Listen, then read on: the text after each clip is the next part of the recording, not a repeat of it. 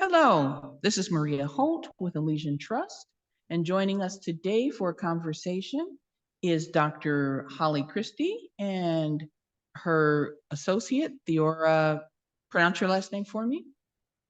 Mensch, silent O. Okay, great.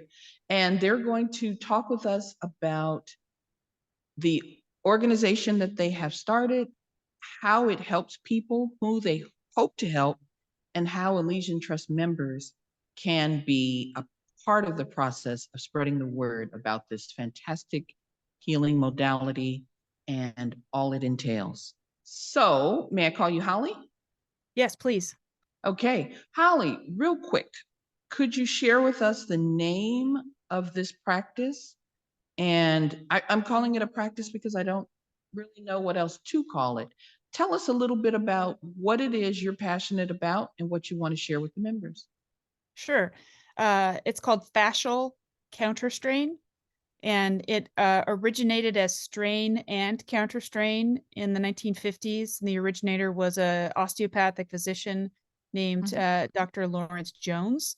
And then one of his students, Brian Tuckey, then took it to the next level, taking it from like a rotary phone version to an iPhone version, which is the fascial counterstrain model in the mid 1990s. And it's still being developed today as, I think, in my opinion, the most advanced physical medicine modality that exists on the planet. Okay, great. And what is your background? My background is I am trained as a naturopathic physician and acupuncturist, and I graduated in 2000 and I've been practicing ever since. I have a background as a college Division I and professional athlete, and have a lot of experience in sports medicine as well as trauma recovery. And we decided to figure out how we could get this to the world by doing research on people who are recovering from trauma. And that's our primary focus, is to help people with trauma recovery with fascial counterstrain, which is, again, a physical medicine modality. And it's introducing physical medicine, hopefully in the world of research, in a way that hasn't in the past. If you look right now in the PubMed database, most everything that's out there for trauma recovery is in the pharmaceutical and psychotherapy realms, and we really want to bring the physical touch modalities to the forefront. That sounds wonderful. Now, when you say trauma, do you mean physical trauma, emotional trauma, a combination? What Any of the exactly? above. Okay, great. So they can all affect the body in similar ways. And so, for example, I have patients who have PTSD after being in a car crash, Right? and they don't want to get in a car again, right? And I Sure. have people who've been blown up by bombs or who have been sexually assaulted and also have PTSD. So physical, mental, emotional, spiritual harm can all cause trauma in the body. And it's Absolutely. we can help with physical touch and not having to rehash the stories, and go over and over and over again why they're feeling the way they are. They can just lay down and get a nice calming and relaxing treatment with all of their clothing on. And it's very gentle. It doesn't hurt. It's just positional releases and gentle glides and holds that are very calming and relaxing. And it helps the body's fascial systems that basically trap inflammation and cause dysfunction in the body to then restore by draining the inflammation and allowing those tissues to come back into their physiological capabilities. Okay. So when you're saying that, um, you don't, am I understanding correctly? You don't necessarily have to know their story. You're saying that they can lay there, and is it an intuitive? How do you glean the information that you need in order to facilitate the process of restoring that balance? That's a great question. So I've actually helped people who don't even speak my language. I've also helped people who are unwilling to share their story and they don't want to. Right. And Understandably. that's fine. It doesn't, that part, it does matter. And sharing their story is important if they want to. But I also say, if you don't want to say anything, you don't have to. And you're in 100% control at all times. And I will also be looking for body cues to see, what you may not be saying out loud, because some people have been told not to talk, and you have to sometimes read their cues to say, okay, let's check in and see how you're doing. So there's a lot of that too with the just having a trauma-informed care. The practitioners have trauma-informed care. They have to know how to interact with a patient, no matter what their background is. So how do we get to the point where they need the treatment? How do we know where to start? Well, one of the things we do is we will have the patient just stand there in front of us, and we'll look at where their body is in space, and we'll have them do a little bit of range of motion if necessary. And sometimes it depends on the patient too. Some people just, they're coming in a wheelchair or whatever. Right. So sometimes it's just get on to the table laying in a supine or face up position, and we can motion test the body. And wait, for most, I know what that means, but can you explain right. for those in our audience that may not be familiar? Yes. So I primarily work with motion testing in the central nervous system. So the central nervous system is your brain and your spinal cord. So I can test the axial skeleton or the spinal column, from your neck down to your sacrum. And I can see where is the central nervous system stuck, just laying there in neutral. And I can also do that in standing. And I can see, oh, look, there's this, your top of your neck at C1 and C2 isn't moving and you're at rest. So if something isn't moving at rest, that means that there's something guarding there in the central nervous system. And then I can find, all right, what tissue is causing that to happen? And I can do that by, touching the head, and different parts of the head is like a map for your whole system.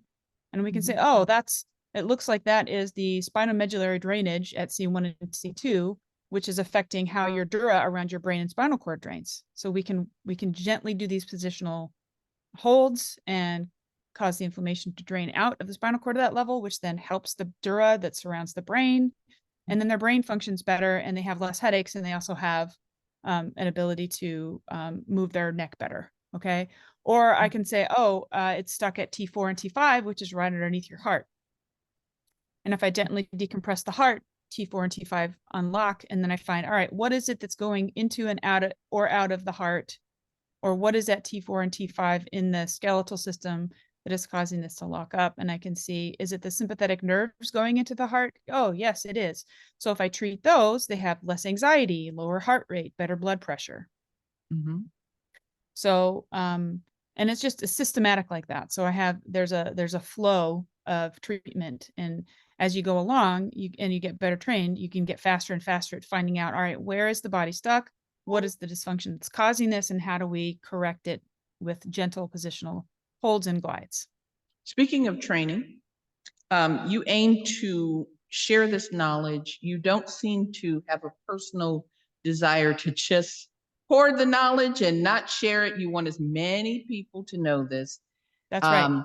Would you say that, okay, number one, how long does the training take for a person with a pretty good knowledge of I can't hear you. All of a anatomy? sudden I lost your volume. You can't hear me? I apologize. Just a moment. Oh, there we go. There we go. Can you hear me now? Okay, great. Yes. What was the last question? How long would it take for a person to be somewhat adequately trained who has a decent working knowledge of human anatomy? And when I say that, that could be anyone from, I would say there are massage therapists that have a very good knowledge of physical anatomy, all the way up to physicians. Right. How long would you say the training takes? Also a very good question. And I can tell you, let me give you an example. I'll give you a little story. So I had a patient who was coming into me in the Navy, an enlisted man, and he, long story short, decided when his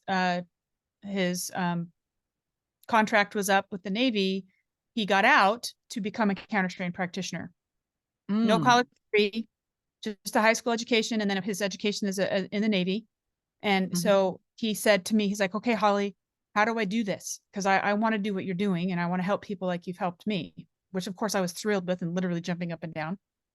And I said, watch these videos, get these books, work your tail off, understanding the anatomy and the physiology of the body before you even start massage school. And he did. He took all of it. He ran with it. He studied his tail off. Once he got into massage school, he just kicked butt all the way through, and he started taking the classes as soon as he graduated. And he's taken the foundations class, which is our first class, 5 times. And then in last summer, he took my mastery level class on that I teach through the Counterstrain Academy. He took that, which is like a 38.5 hour class. And I had him helping me in the class. And he was only like graduated from massage school, I think something like 8 months prior to that, which is unusual. I mean, he really took off and he's doing great. He understands the anatomy. He understands the cranial bones, which most massage therapists don't learn that. And he learned it all on his own. But again, he knew what he wanted. He had a goal in mind. He took it and he ran with it. And he's just doing great. I could not be prouder of this guy. Then there are other people who've been in practice for 20 years. They haven't really used the anatomy and physiology that they learned 20 years ago in school. And so they have to kind of relearn everything. And some people, it just takes a little longer to grasp it and to understand it. And so then it takes them longer to master things. This kid's he's going to be great. He's got a great touch and he understands it. He just has the gift. And then there's other people who it just takes longer because it doesn't, like, I feel like to really be very good at this technique, you kind of have to be able to have a visual and or kinesthetic way of learning. Not that people who aren't visual can't be great at it, because I know somebody who's very visual, and she is excellent at it. But to understand how the body, like, you have to be able to close your eyes, and when you're compressing tissues in the body, you have to kind of be able to see and feel where they are. Okay. So you have to have that knowledge, but then you also have to be able to, it's like invisible surgery. Like, where am I? Can I picture how deep I am and feel that release? Okay. Some people just take to it, and other people it takes time, it takes more time. Okay. So it's more of an individual thing. Let's clarify something, because when you say invisible surgery, there are people out there that are going to say, I want people to clearly understand what you mean by that. You're giving it as an example. You're not saying like what people have done with psychic surgery. No, not psychic surgery at all. Okay. I want that. No, I want it to be very clear, because someone out there could misconstrue that. So, okay. So yes, with it's this, like, go ahead. It's more like, what I mean by invisible surgery is, so if let's say I want to compress the skeleton up here to get down to the lung itself. So if I'm on the outer surface of the skin and I'm gliding the skin, I'm not going to help the lung. Okay. So I have to compress, then I got to go through the ribs, and then now I feel, oh, now I have the lung, and I'm moving the lung and not the superficial tissue. So I have to be able to stack my compression until I feel like, oh, now I have the organ I want to move. So we're working with deep tissues in the body. And that's what how long does you can give someone a session. How long does it take? And do they need repeated sessions? Can this condition come back? What exactly do they need to do to remain in this particular state of healing? Okay. So let's do another story, because I think stories work great for people's understanding. And this is, understandably a tough concept to get, because it's not like any other technique. I can't say, oh yeah, it's just like acupuncture, because it isn't. So let's use a story of a special warfare operator that came in to see me, who had PTSD and a lot of pain. Special warfare? You mean from military? Yeah. So okay. Yes. So he was in the Navy Special Forces. So saw a lot of really horrible things that you and I probably never even want to hear about. Right. Went through a lot of trauma. Saw a lot of his friends die, injured multiple times. Himself. Most of his ribs were broken, multiple skull fractures, lots of things. Okay. But also suffered from PTSD from his own injuries, but also from seeing people he loved and cared about dying in front of him. And he was very skeptical about the technique.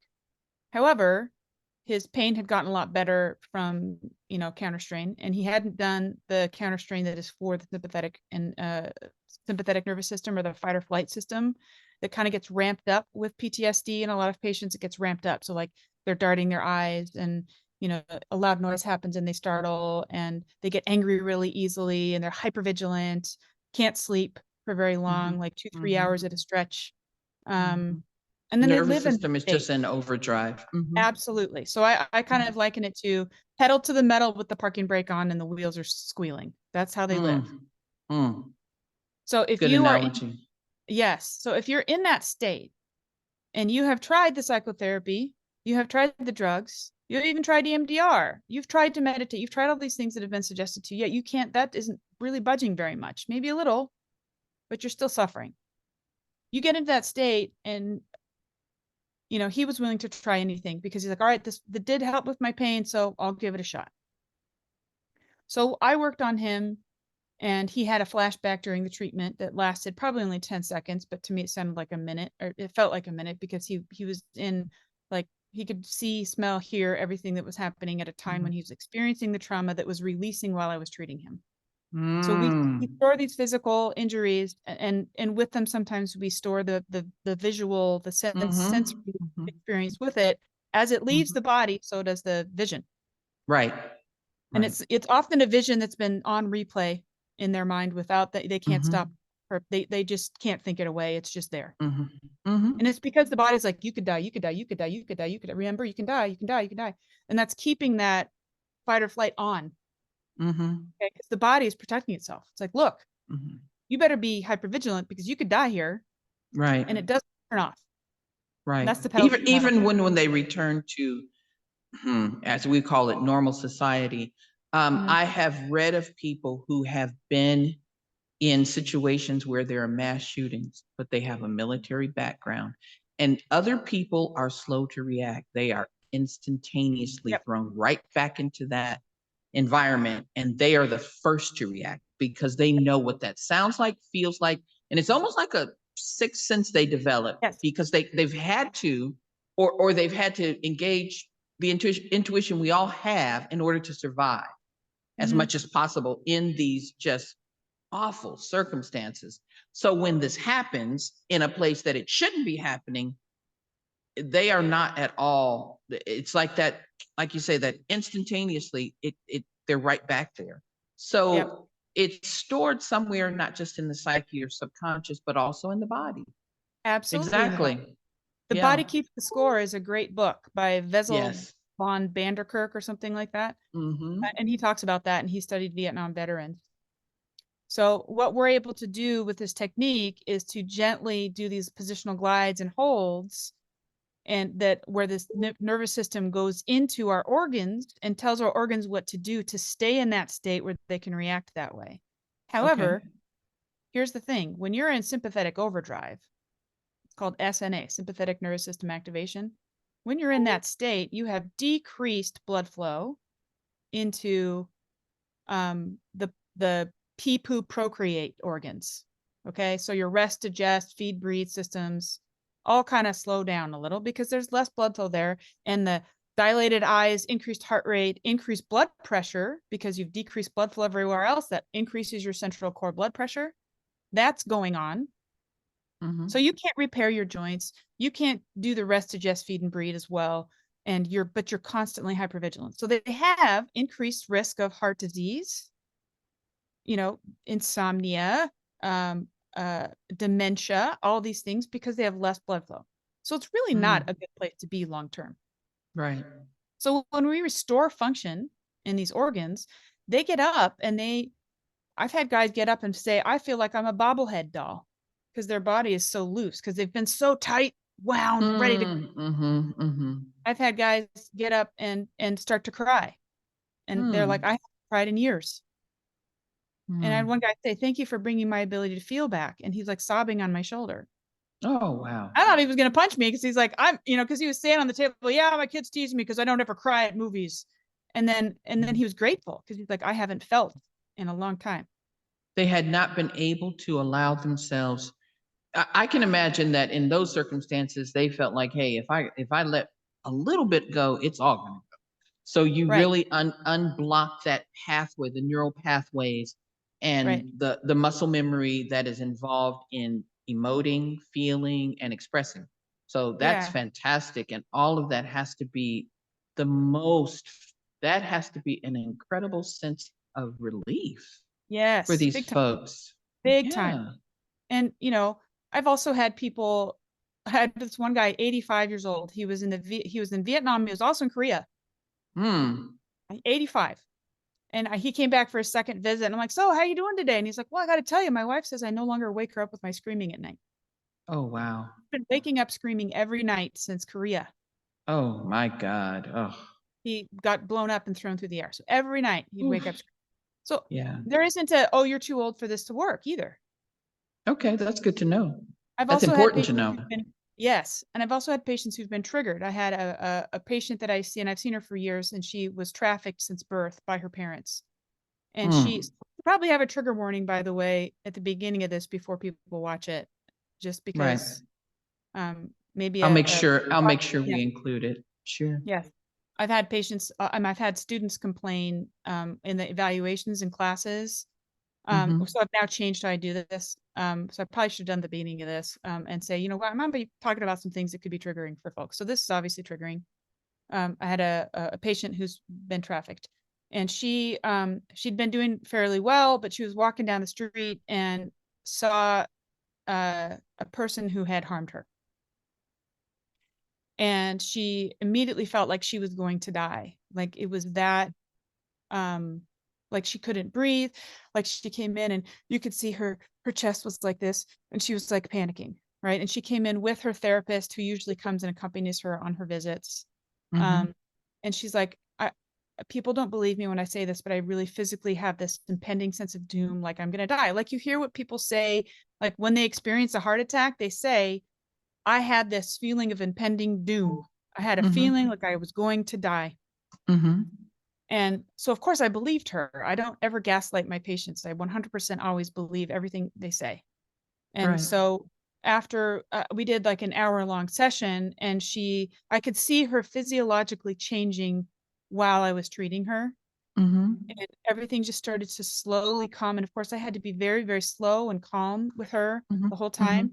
Mhm. And I Mhm. could see her changing. And it was, for both of us, very rewarding, because she was like, wow, because she'd not been triggered that badly since I started seeing her. And for her, it Mhm. was not only relieving of her symptoms, but then she also has hope, Right. because she knows she can It's go out in the world, priceless. thing happens, Mhm. she can get help. And it's not like, oh, well, I'm just stuck with feeling horrible again. How many sessions would you say someone in her, just as an example, how many sessions do you think it took for her to get, and I don't want to say healed because I'm not sure that that's the proper term, but for someone like that to recover, because it sounds like what they need to do, yes, healing is important, but recovering, getting to a point where they can function, Thrive. um, and I like the thrive. word thrive. Yes. I like the word thrive. Um, Okay. so like one of the things we say is cross the bridge from survivor to thriver, right? And it's we want people to return to freedom, you know. We want Mm-hmm. people to have that sense that they can live in their lives in a way that they can interact with loved ones in a way that's beneficial to both of them and isn't potentially triggering. Mm-hmm. um so with this particular individual, I've had to work very, very slowly. Every Mm-hmm. person that she was in contact with from birth hurt her until she escaped. So there was never a sense of safety or feeling of safety for her when all of us are supposed to be learning that in as babies and children as and infants. She didn't. So she's had to then since, and she's, by the way, married and has children, Oh and is my. a therapist and herself, and helps other I'm people sorry, who, she is a therapist? yes, she helps other trafficked people. Oh, okay. I see what you're saying. Okay. She's a And she's a survivor who therapist. helps other. Yes, Okay. she's a Okay. licensed therapist as well. Mm, So for her, um, it's ongoing, right? So she contributes to society. She is a very active and outspoken advocate for BIPOC people in our community. She helps people who've been trafficked. She's at the school board meetings, and she's standing up and fighting the fight. She's able to do all of those things because she mhm. continues to work on herself, and she continues to get therapy regularly. And she really now only comes back to see me when she really is triggered or needs a tune up. Okay. And Okay. I don't even know how many sessions it took, but it took a couple of years and slowly. Like I Mm-hmm. saw her the first time, and then I think it was like 3 months before I saw her again. And Mm. saw her for, every other week for a couple months, and then it was another 3 months. So it was like scattered throughout a few years before it got to the point where she's like, I'm actually doing okay. And now she just comes in when she's feeling triggered. Okay, I'm going to pivot for a second. You mentioned that she is a person, two things. You mentioned that she helps other, I don't know if you said other, but I'm trying to understand Black, Indigenous, people of color. I prefer the term global majority. That is the term I use. But it's it's the same concept. And so one of the things that I've heard you say in other conversations is that you're passionate about what I call culturally competent therapy, and that is people from marginalized backgrounds and communities. And that could be someone who is from the global majority, a person who is LGBTQIA, a person who is disabled in a visible or non-visible way, all the intersections of marginalization. You are passionate about these people having representatives and therapeutic practitioners who know this, have this skill, and they can identify with these people so that they can receive the benefit. So this is a two-pronged question. The first part is, how can we help? You're hoping that tapping into the hive mind and the crowdsourcing of the Elysian Trust members, we might come up with hopefully brilliant ways for this to more readily be available, but also for an individual person who wants to experience this, is it costly? Is it even accessible financially? Because I'm pretty sure insurance doesn't cover this. In most cases, yes, that's true, especially because we're talking about trauma recovery and they don't recognize us for trauma recovery. It is expensive, and that's why we've so far been able to give scholarships so that people can receive the care for free who need it. We also need help raising money and writing grants, and so that we can continue to give that care for free to people who don't have access to the funds for it. We would also, this is what I was talking with Nth about, it'd be great to have people who can afford it pay for it, and then they can then in turn their payment of the service can then come back into the project so that we can fund it for people who can't afford it. Almost like a Bombas model. I don't know if you're familiar with Bombas, like sock. the sock people. You buy a pair and we give a pair. Sort of like that. I like that. Yep. Okay. And you know, Theora and I both were incredibly lucky to grow up with parents who, from our entire upbringing, we were exposed to our parents brought us up, both of us, to celebrate communities that didn't look like us or had a different religious upbringing or were queer or whatever. That we both were brought up in that environment, which is partly why we get along so well and work well together and have a passion for that. And we both recognize also that we are white women, and I don't want to be seen as the white woman savior complex person. I want to train people who look like the people that we are wanting to help. I want to train them to go into those communities. Thank you. And be the advocates for people who are like them. Right. That's important. And it is something that we do not focus on in the medical community, and we want to change that. Excellent. That's wonderful to hear. Well, it's I almost get teary talking about it. Everyone isn't aware that it's even necessary. You two both sound like you're aware of your privilege and want to put it to good use. So I tell people this. I say, hey, you know what? Listen, acknowledging privilege is one thing. Using it for the greater good is quite another. And that's what I hear you saying, is that you want to take it to the next level. Let's give the folks an example of who might benefit from this and how that might recycle back into helping others. Like, let's take, and we're not saying this person, you don't even have to give a name, but just like an example of a field or somebody from a background that might actually be able to easily afford it. Let's say maybe a professional athlete. Yes. Someone who could have, there's a lot of CTE, there's a lot of physical trauma among, they're finding out now that soccer players have CTE. I'm like, they hit the ball with their head. What part of that did you not think would cause head That's so trauma. funny. You mentioned that because I actually just came back yesterday from a trip down to Southern California. Mm-hmm. I was a college soccer player, and I also played professionally. And one of my coaches was Mm-hmm. a national team soccer player, and I've known her since I was 17. I'm 51 now. We're still friends.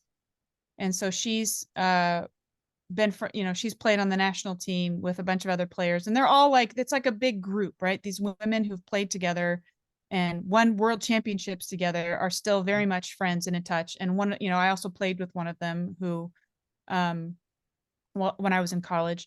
And so I went down to Southern California to help one of these players, and she didn't want me to come down to treat her, even though she needs it. She wanted me to come down to help her mom. Mm. And so I went down there, and then we happened to go to a USA versus Argentina soccer game where there was like, 6 or 7 other national team players. And they're actually doing a Netflix documentary on the 99ers who won the World Cup in 1999. Mm-hmm. And so them were there. And then the next night we had a barbecue, and another one of them was there. And so my friend Amy starts like, dog and pony showing me, like, I was the novelty, magician or something. Look what Holly can do. Holly, do your thing. Go over there and do your thing. So I was like trying to show off casual Counterstrain, like, yeah, look at what this can do for athletes. And I was Right. using some of these players as, and then one of the women who I was staying at her house, she was a national team player, and her daughter also played in college, and her daughter's husband played in college. So they both had, stuff that I could fix in front of everybody and show them, look, like this was a 30-second release on either side. And now look at her range of motion improve. Think about how that's going to affect an athlete who's still playing. And Right. my passion is, because I'm a retired player, is I want to help the retired people to live the sunset years of their lives without as much suffering and pain. Right. Because many of them have A ton. ongoing, yes, so Right. many things are Yes. affected after the fact. Yes. Right. And I then can you imagine. look at them, and like one of them was literally turning her head like this. And I'm like, what's wrong with your neck? And she's like, nothing's wrong with my neck. I'm like, let me see you turn your head. And she's like this. I'm like, no, don't move your body, move your head. And she's like, that was it. She didn't realize it. She's like, I'm fine.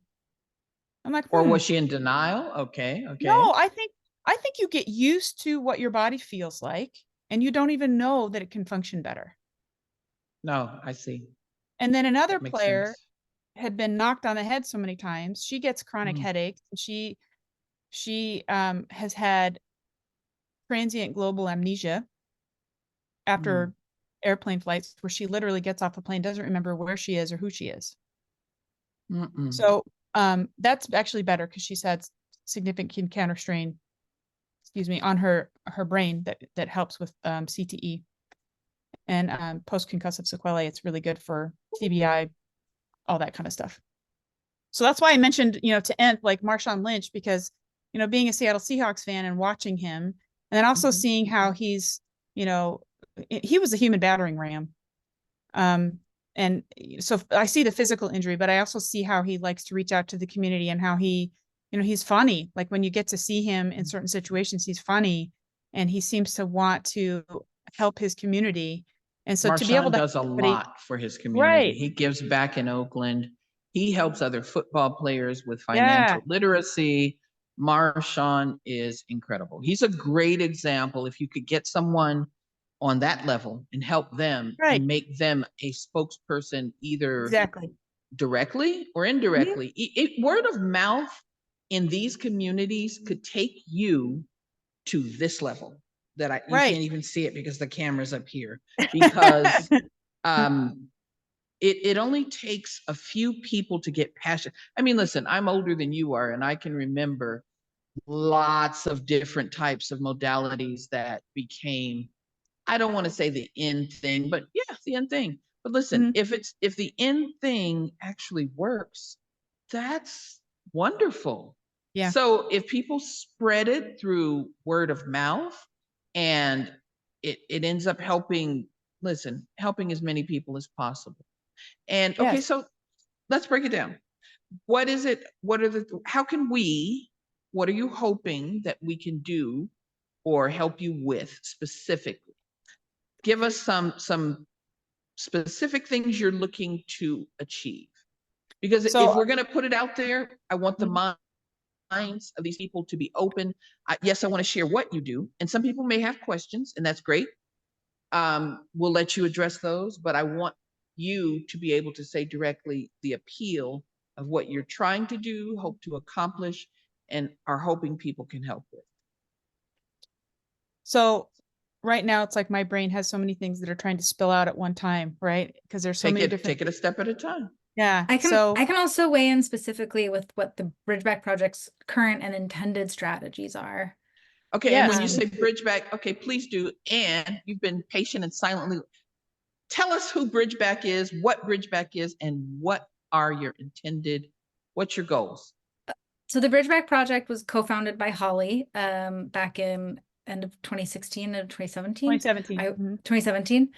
And its ultimate goal is to bring fascial counterstrain to the world to address the impacts of trauma, promote healing, and restore hope.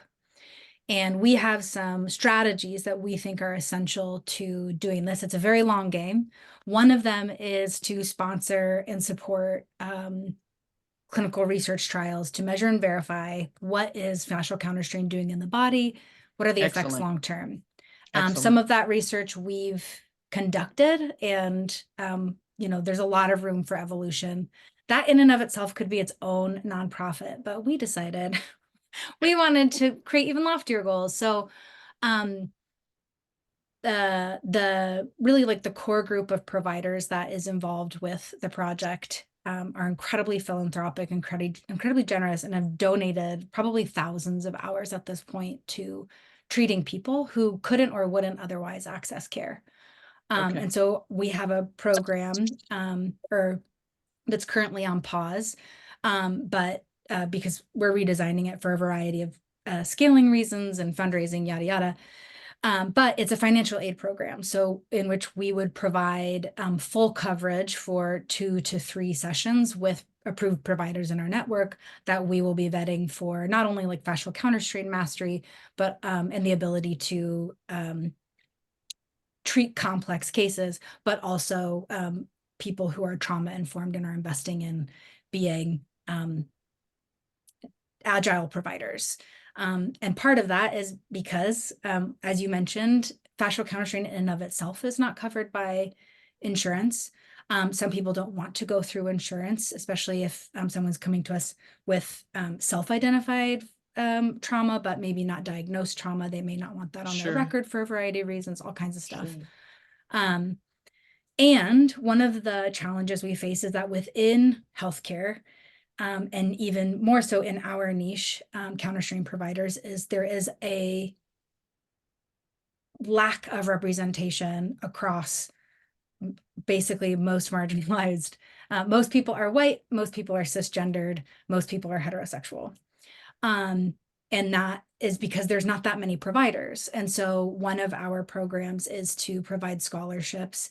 And this would actually be a great thing to get Hive input on, is how to create a scalable scholarship program that would incentivize and help us reach out to people who fascial counterstrain may not even be on their radar yet, but maybe they're in PT school, or maybe they're recently graduated from massage therapy, or they're osteopaths.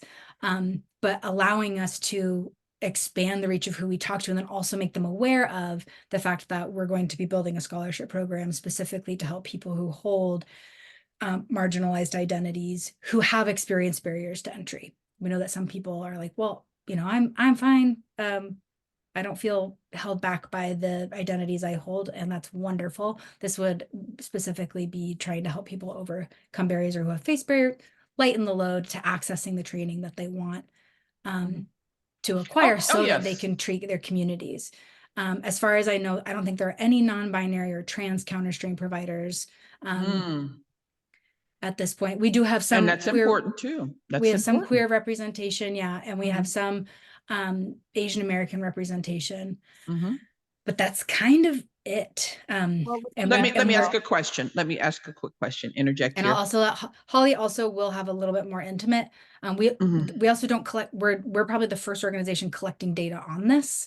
So we're also at the forefront of data collection so that we can start to track trends. And that's very useful. That's very useful, because there's going to be so many people that are skeptical And this really helps you to build the momentum that there are a lot of people that just need proof, let's be honest. But let me ask you this. How would you go about doing the training? Is it at a distance? And I do want to make you aware, there are people out there from marginalized communities, that can afford it. They can assess it and access it. And we don't want to assume that because people are from a marginalized community that they can't. I want to make that very clear. But I'm Exactly. happy that you're open and want to be as inclusive as possible.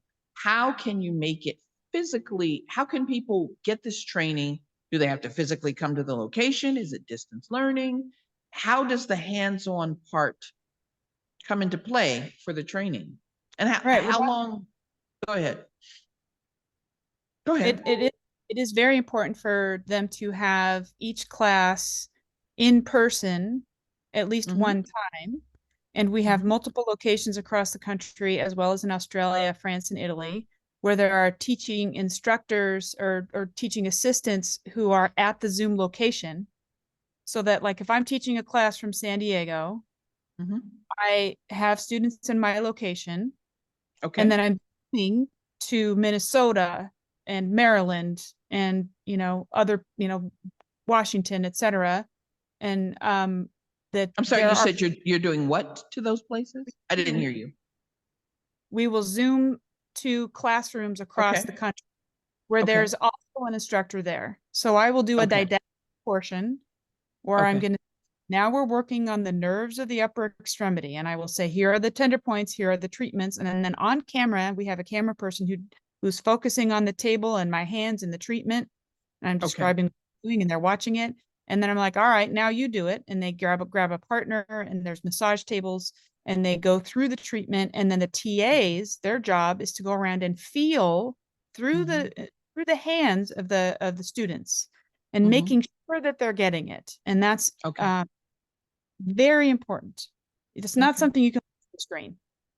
Okay. So I also want to clarify, these classes are not taught by the Bridgeback Project. We are not a Counterstrain training institution. Okay. Yeah. There are two institutions in the United States specifically who are affiliated with one another. We're independent of that. And so we don't have the ability, it's not within like our scope of authority to impact those classroom environments. And so we're trying, so one idea we have is to provide the scholarship program to tackle one, like one of the barriers of entry for different Counterstrain providers, because again, many of these people are leaving chiropractic school or physical therapy school with however many hundreds of thousands of dollars in debt. And then we say, hey, by the way, here's this other thing that you just discovered that you're over the moon to become good at. And it's going to be another 20 grand over the next 2.5 years. And and we would be, I believe, the only scholarship organization in existence once this program launches.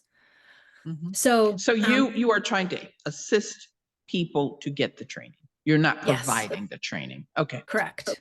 Okay. And because basically when we realized if we want to bring Counterstrain to the world at scale, there's three things that need to happen. One is we need research to speak across the languages of different industries. We need to have Counterstrain providers from every background and community because so many people have been harmed by the healthcare industrial complex and they have trauma and they don't trust those systems. They don't trust the people in those systems. And I would argue that those systems, that a lot of the people in those systems are very behind the times as far as what best practices are for people that do not share the same identities as them. And then the third is ultimately is like the most immediate impact we can have is, quote, getting people on the table. And so we would be doing that through our direct financial aid, which we're working on maturing the eligibility criteria for that so that we're taking into account a more dynamic set of eligibility criteria, because, there's acute trauma, there's chronic trauma, there's systemic disenfranchisement, there is And combinations of the 2, 3 things you exactly, mentioned. right? Like, so Yes. trauma Yeah. is actually this incredibly dynamic thing. And so we're trying, this would actually be another great thing for the Hive to think about is, you know, how do we look at something that's so massive and pick a starting point that really sets, and then how do we expand those criteria over time? Because the visions that we play with are 10, 20, 30 years into the future of what happens when the Bridgeback Project is funding thousands of patients a year across borders. You know, I mean, like, that would be our dream. How, you know, can we make fascial counterstrain a household name the way that now physical therapy is, when, you know, 25, 30 years ago, physical therapy, I was like, oh my God, you know, who does physical therapy? And now it's possible. It's entirely possible. Okay, so you have a 2-prong approach. You want to help people become practitioners who could represent a wider swath of the community. bring it And to when the I say the communities community, they're the already world. in. Yeah. Okay. And then you also want to help people achieve or actually receive the services right now from available practitioners or coming aboard practitioners. So 2-prong. 3-prong. And then the third is 3-prong. research. Oh, 3. So Yes, accessibility, absolutely. research, and education. Okay, hey, you know, it's almost an acronym. Okay, I like it. So right now, like, if I had unlimited financial resources for research, I would be doing functional MRIs and echocardiograms and Doppler ultrasounds immediately before and after treatment to prove what we're doing is what we say we're doing. The research I did. You froze up there. Uh-oh. Can you hear me? Uh-oh. Holly? Okay, wait a minute. Wait, backtrack. I lost you completely. You said after you talked about MRIs, after you talked about proving, it froze up. Hello? Is she still frozen for you? She's frozen for me. Yes. Yeah, I can share a little bit about okay, there you are. Oh, there she is. Okay, no, go ahead. You go ahead. Share with us a little bit. So, what were you like, gonna say? some of the studies we'd love to do are in the realm of, you know, $1 million to $2 million, where we could do, like she said, functional MRIs before and after. So we could quite literally have imaging of how the tissues are performing differently, you know, 1 hour, you know, before treatment, and then an hour out, after an hour of treatment, that sort of thing. And functional MRIs are $5,000 a pop. So, as we mentioned, even just research or just the accessibility or just the education would be its own nonprofit. But for some reason we decided we want to do it all. So yeah, so I mean, one of the things you brought up earlier was around strategic partnerships, is figuring out ways that we can leverage people who already have communities that would benefit from this, and or have the ability to collaborate in the growth of awareness, or again, like, potentially helping us lasso resources to expand these programs. There she is. Yeah, Yeah, she's I had back. to switch to my phone because my computer just kept trying to quit on me. Oh, that's okay. We're back. I mean, listen, we all went through the pandemic and watched people with the weather, trying to do the weather, and their cats and dogs interrupting. So this is, it's fine. Okay, go ahead. I'm sorry, go ahead. You were saying about, no, she was explaining something. Okay, Theora. Oh, ahead, I just touched really quickly, like, you know, it would be really lovely to do fMRIs, because then we could have, you know, imagery and just incredibly salient, compelling data metrics to use. And, you know, a small scale study of that size is around $1 million, $1.5 million. So, and our operating budget at this point in time is $175,000 a year, right? So, so we're showing up for that. Those are the goals we're going after in the next 5, 10 years. We would love to collapse those timelines by leveraging communities like this one for those, like I was saying, to strategic partnerships to spread the word or collaborate with us on funding initiatives that we could directly funnel into these programs, which are already the financial aid program and the research are already in existence. The scholarship is the one that's currently sort of in full incubation mode as we're kind of developing that. But we would love to launch it, by the end of either 2024 or 2025 at the latest. I think it's important to have goals of this caliber. I'm looking at your facial expression. None of that is impossible. Everything starts as a dream, a goal, and you move towards it. So this is where you begin, reaching out to this community, and this community spreading the word and hopefully giving you helpful, actionable type of information that can help you grow. You can achieve that. Like you said, there was a time when people were like, physical therapy, what is that? For acupuncture, even 10, 15 years ago, people were like, you're doing what with needles? Yes, like absolutely. they're like, oh, I'm going to acupuncture. Absolutely. Listen, I believe in a wide variety of alternative modalities. I mean, listen, people are skeptical until sometimes often until they see it or experience it.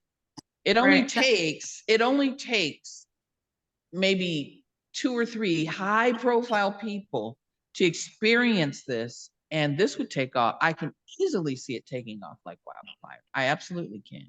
I mean, I just learned about it recently and I'm just all in, just fascinated. So I'd love to circle back to a question you asked earlier about, because I was a skeptic. My dad was a patient of a practitioner. That's actually a longtime friend of and colleague of Holly's. They both teach at the institutions. And for 3 years, I kept telling him, I'm not going to go see your massage guy, Dad. And he actually tricked me into going to an appointment one time. He asked me if I would give him a ride, and then he was going to take me out to lunch. And he said, get on the table. And I'd experienced an injury and I had been an athlete, and this injury was preventing me from really working out of any kind. And within 2 or 3 sessions, he'd completely reversed my leg injury, and I was able to get back to, which if you've ever lost your mobility or if you've lost your ability to for a movement practice, and that's something that's really core to who you are and your mental health, it's actually pretty devastating, and it can create an internal environment of despair. So some people, I mean, the case Holly was talking about was incredibly complex and chronic. That is the worst of the worst cases. But for those of us who maybe have experienced less suffering or whose lives could be dramatically impacted by improved mobility, sometimes people can experience relief in even just the first session or in the first 3 to 5. People don't have to plan on going for 2 years to see really remarkable changes. I think for me, my entire life changed after about 8 sessions. 8 or A? 8. Okay. So I went for about twice a month for 4 months, and I haven't thrown my back out since. My leg hasn't collapsed since. So I reversed these injuries that I had been managing and been told that I would always have as an athlete, right? If you hurt yourself, well, that's just the name of the game. And as Holly demonstrated with her her colleague, or the person she met with her neck, is you just accommodate, or you've even been told by healthcare authorities, yeah, like that's sort of the cost of doing business. And I had a lot of cost of doing business injuries undone by Counterstrain in 4 months, which for me was, and I was unemployed at the time. So I put on my credit card. And I'm not saying people should do that, but I'm just saying that it was worth it. I mean, it was like completely, and it has not returned. It has not returned. No. And that's been how long? Oh, that was about 11 years ago. Oh, wow. So made you a believer, and look at where you are today. Skeptic to evangelical right here. When you said some people are skeptical until they try it, I was like, some people are skeptical until someone tricks them into going to an appointment. Listen, I like your dad's style. That's great. I mean, he knew how to get you. Well, he didn't want to coerce you, and he's like, well, let her experience it and make her a believer. And that's great, because you are a walking example and you can tell other people. I like that. I like that you have your own testimony about it. So Yeah. ladies. Well, and that's why I'm at this nonprofit, is Holly reached out to me, and it's something that I've sort of evangelized on my own, you know, Okay. and I really, really, really believe in what the Bridgeback Project has done and is That's an interesting name. busting its butt. It's like the bridge back to quality of life. I like that. Yeah. That. And you almost created an acronym. Access, access. What were the three things? Accessibility, research, and Access education. Yeah, AR. That's what you want. You want accessibility, research, and education. I don't think those are lofty goals. I think that's very important. I think you can achieve it. I don't think we have we covered everything that you want to cover, Holly? Is there something Yes, else I you think want so. to add? Okay, great. Yeah. I mean, we can always circle back, and if there's a lot of questions, in fact, we can share this. We're going to put it on the YouTube channel as well. We can share this and open the comments, and then you can also address it directly in those comments if you like. And I will share this within. Don't think we need a lot of editing, and it's been a pleasure. I cannot wait to experience it myself. There's a couple things right now I'm thinking, maybe I need to see. Yeah, I'm in Texas. I'm in Austin, the greater Austin area. Is there someone down here that you know of or can think?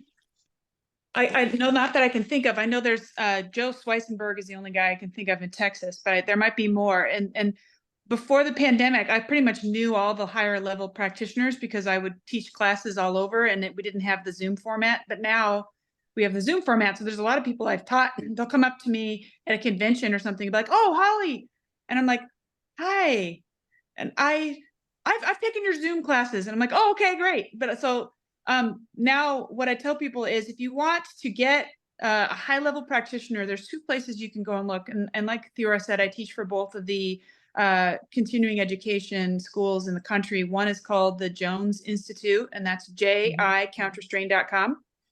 And the other one is the Counterstrain Academy, and that's Counterstrain.com. Both have a find a practitioner database. Okay, And I'm sorry. The first one is, say the first one, the initials for the first one. JI for Jones Institute. So Okay. Counterstrain.com. So that is where everyone has to start. So you have to take your Jones Institute classes first. They're all 3-day classes, and there are 12 of them currently. And then after you've taken the JI Counterstrain or the Jones Institute class, you can then take a mastery level class, which is like more of like a 40-hour version of the classes. So like there's a foundations class, which gives you a little bit of everything. Then you have your musculoskeletal classes. There's 3 of those. You have an arterial course. You have a lymphatic venous course. You have 2 of those, 2 nerve courses, an adipose class. You have some supplementary ligaments. There's a lot of classes that are just supplementary. And then we have the central sensitization series for complex chronic illness and central sensitization. And those all can be found on JICounterstrain.com. But finding a practitioner, you want to find somebody who's had most of the classes of fascial counterstrain. And so it'll be listed what classes that they've taken on those websites. And you can search like within a 50-mile radius or a 100-mile radius of where you live, and find somebody. Okay, excellent. Thank you. And if there's appreciate no that. one near you, look around someone you visit often in a different place. Okay, Yeah. excellent. Absolutely. I've done that as well. Okay, I will take you up on that. Again, it's been a pleasure. It's been extremely informative. I am just thrilled and cannot wait to see Bridgeback just explode. Oh, I don't want to use the word explode, expand. Yay. I like that. Yeah, I know that you're going to go far, and we're going to try to help get you there in any way that we can. Thank you so much, ladies. Thank you, Maria. and give my best to Nth. I will indeed. We'll be in touch. Thank you. Okay. Bye-bye. Thank you. Bye.